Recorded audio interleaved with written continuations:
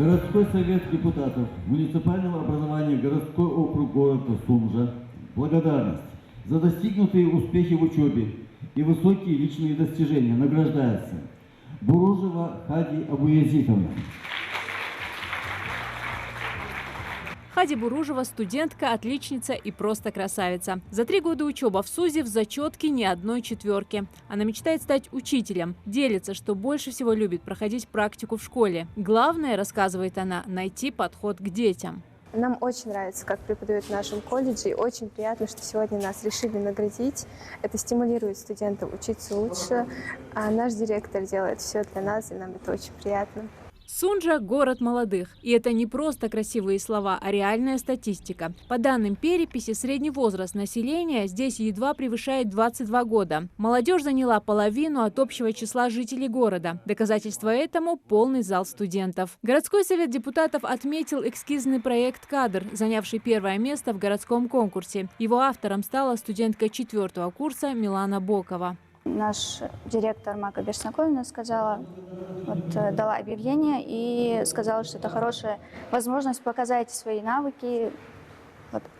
И мы решили принять участие так.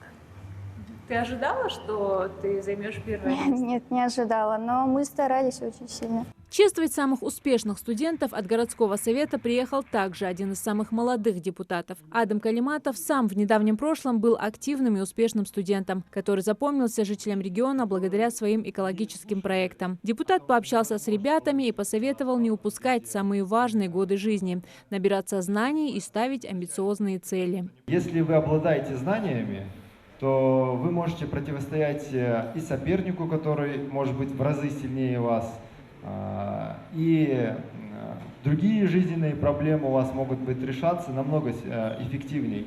То есть, и вы в голове своей должны зафиксировать о том, что знание является вашим самым первым и самым важным моментом, который вы должны осваивать. Тем более религия ислам вам зачисляет изучение наук, которые не запрещенные, как благодеяние.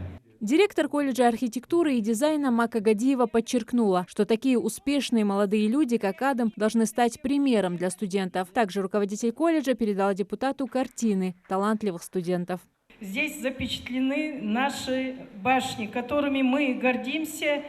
Мы гордимся этой историей и пишем новую историю. Как вы уже сказали, я желаю всем студентам, чтобы они достигли больших творческих высот, чтобы вписали свое имя в историю не только Республики Ингушетия, но и, пусть это будет громко сказано, мира, Российской Федерации. Инициатива награждения молодежи принадлежит главе Ингушетии Махмуду Али Калиматову. Это первое подобное мероприятие. Но у депутатов горсовета в планах провести цикл таких награждений во всех СУЗах города. Зарема Ивлоева, Магомед Шавхалов, Магаз 24.